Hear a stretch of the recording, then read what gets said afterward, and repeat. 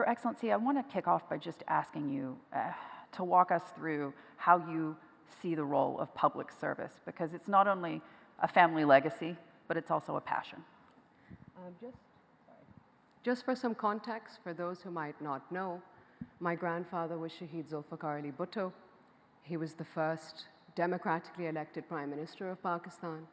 He gave us our constitution. He was a voice for the disenfranchised, and he gave his life for his country. He was sent to the gallows by a cruel and conniving dictator who sentenced him for a crime he did not commit.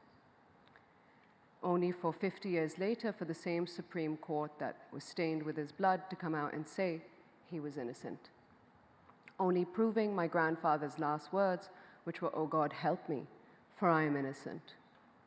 My mother, Shaheed Mohtharama Benazir Bhutto, was the first and youngest female Prime Minister of Pakistan and in the Muslim world. And it was her pursuit for justice for her father which propelled her into politics. And hers was a turbulent journey. She faced police brutality, incarceration, character assassinations, too often used on women, exile. She was basically a mother raising her children, as well as fighting for my father's release from jail, and all the while running and leading the largest political party in Pakistan. So as you can see, it's not an easy legacy to live up to, but it's one that I can't walk away from. For my family, sacrifice, service, fighting for the greater good is all we know.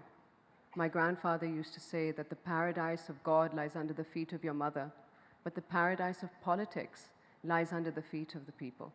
And for my family, these are not mere words. This is our ethos. How do you view the situation for women in Pakistan today?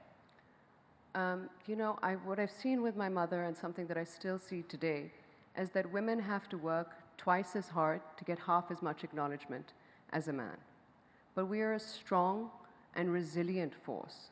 The founder of our nation, Qaid-e-Azam Muhammad Ali Jinnah, used to say that there are two great powers in this world. One is the sword and the other is the pen. And there's a great deal of rivalry and competition between the two. But there's a third power, greater than both, and that is our women. So the more time I spend on the ground, I see what a strong force we are. And with regards to the issues that women might be facing, whether it's in Pakistan or globally, you name them, we're facing them. Be it inequality, be it security, be it access to healthcare, education. But we are a strong and resilient force, and the more time I spend on the ground, I see that with the power of the vote, we manage to make our voices heard. And for those who haven't voted or for some reason are outside the voting apparatus, they too, when they join forces and rally together, their voice can make cities come to a standstill. Yeah. You wear two hats. You're a member of parliament as well as being First Lady. How do you square the two? Because you need to be outspoken for your constituents, and at the same time, sometimes it's difficult to be political. That's true. I've only recently become First Lady as my father became president, and as a widow, he decided to name his youngest daughter First Lady in order to fill that role and make sure that we have a strong representative for women and women's rights. Do you feel like you have to hold back? I have to hold back slightly when I'm in the arena of being the First Lady. But as a member of the National Assembly, when I'm on the National Assembly floor, I will be fighting for my people's rights, needs, and whatever they say to do. I'm their public servant. Yeah. In discussing your family's legacy, it's impossible not to focus on the fact that politics, as you know, can be deadly. Right now, Imran Khan says he's under threat for his life. How credible, in your mind, are those threats? I think that anyone who says that their life is in danger is a threat that we need to take seriously. But it is heartening to see. It is heartening to see that all the avenues are open to him. For example, all the courts are there for him to fight his cases. All his needs in jail, whether it be for his newspapers or gym equipment, are being met. And I would not wish anyone in Pakistan to face great difficulty, and I hope he will go through the avenues of the court, and the courts will have their verdict. You've Are you confident he will have a fair treatment by the judicial system? I think so. I do believe that he'll be able to put his case forward, and based on what the evidence says, they'll be able to make their decision. Talk me through this. You have been a passionate proponent of the need for vaccines, particularly with regards to polio. When you see those in the United States, for example, President-elect Trump's pick, RFK Jr., who's a vaccine skeptic, does that worry you? Right now, I'm more worried about the issues that Pakistan is facing. I'm sure that the United States has a rigorous campaign before you go to school, you have to get vaccinated. Before any large forums, there need to be vaccinations for your child to make sure that at every stage they get their vaccinations. But with regards to Pakistan, I'm an advocate for polio eradication in Pakistan. I've been their ambassador also for the United Nations and Rotary International. And the challenges we face are greatly different. Yeah. And some of in 1994, my mother actually gave me the first oral polio vaccine. And this was when she was Prime Minister at the time, and she often said that as a woman leader, she brought an additional role to her office. She brought that of a mother. Yeah. So she spearheaded this campaign across the country. Then I would have to say that the changes in government leads to an issue for us on the ground. We had a period of dictatorship under which the reality of the situation was simply not being reported. We went through another change in government under which all the stakeholders, be it the President, the Prime Minister, the Army Chief of Staff, all believed that this was an important issue and they were determined to eradicate this disease. Then we went through another change of government under which the government at the time did not take this seriously. And when the heads of government don't take this issue seriously of vaccination, there's a trickle-down effect. It trickles down to the bureaucrats, it trickles down to the health ministers, the health systems, all the way down to the health workers on the ground. Yeah. That this is not a serious issue.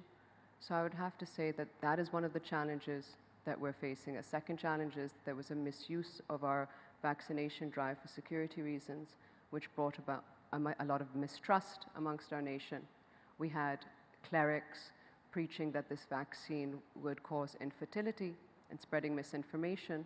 And this is an ongoing process. We have to take them on board as stakeholders and explain to them that this is the same vaccine that the United Arab Emirates uses, this is the same vaccine that Saudi Arabia uses, and they've managed to successfully eradicate this disease. So this is an ongoing process. But as a consequence of these two issues, we've had a lot of targeted attacks on our polio workers. There's been senseless killings of our polio workers on the ground, and our security forces also who are protecting them, and their only crime was that they were trying to fight for our future generation. Their crime was that they wanted to ensure that every single child was vaccinated. So these are some of the issues. And lastly, I would have to say our geography. We're on the border with Afghanistan, and we see a great deal of migration that occurs. And in that process, some children miss our national immunization drives. We've made progresses in this. We've put vaccinators at the border. We've put vaccinators in between cities and in between provinces. So we're determined to try and reach every single child out there. I would have to say that these are some of the challenges we're facing. But if I talk to you about the progress that we're making, I would have to say that, and the successes, I would have to say that every single child vaccinated is a success.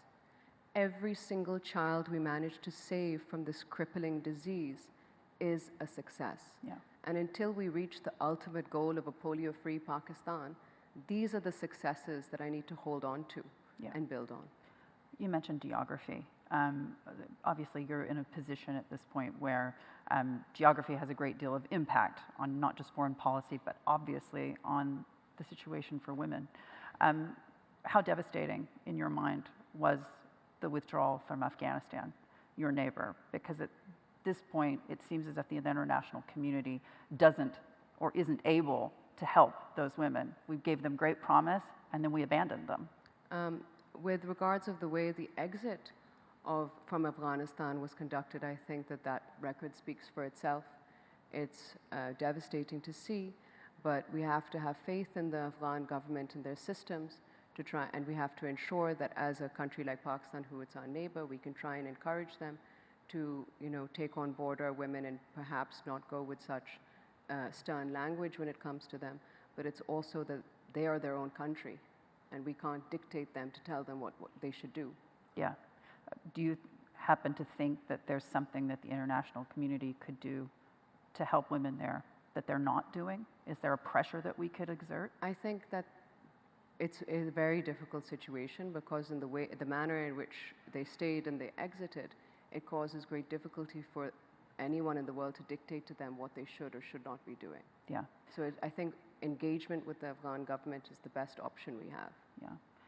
Tell me this, when you think back to the legacy of your mother, not just as Prime Minister, but also as a parent, what are some of the lessons?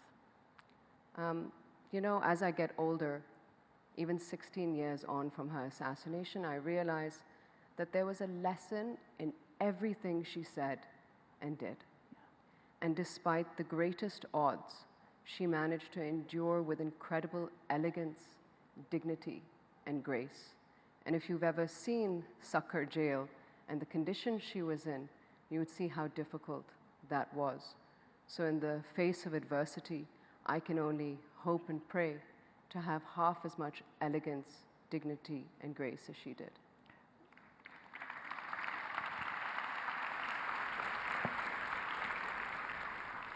"16 years on, what is your advice to the women in this room as they look to take their place, not just as women, as mothers potentially, but also as those who are leading corporations, excited about being entrepreneurs and startups, and also going into politics?" My message to young women would be to believe in yourself, remain steadfast in your values, never underestimate the power of your voice. Leadership is not about privilege and position. It's shaped by purpose and persistence.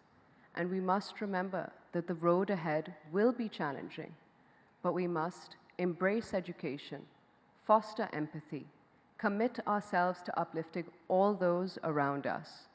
True leadership lies in service to others and the pursuit for justice, opportunity, and equality for all. My message to the younger generation would be that you are the architects of a brighter future. Walk me through this one. As women, we often discuss how we are not just subject to the regular standards. We are also subject to even higher standards in what we wear and what we say and how we do our hair. Do you believe that that's evolving? I would hope and pray that this evolves. However, I will give you an example. Well, it's heartening to see the number of women leaders across the world today. Yeah. I still think that we need to face issues that our male colleagues don't necessarily need to face. I can give you an example. I was in an interview with a prominent international news organization, and at the time we were talking about the crackdown on our party, the fear I had for my father's life in jail. This was his 2019 persecution against him, not to be confused with the 90s persecution against him. And at the end of the interview, I still get asked, "But do you like to cook?" So as women, What do you like to cook? But as women, we have to still prove today that yes, we can cook, we can clean, and we can lead.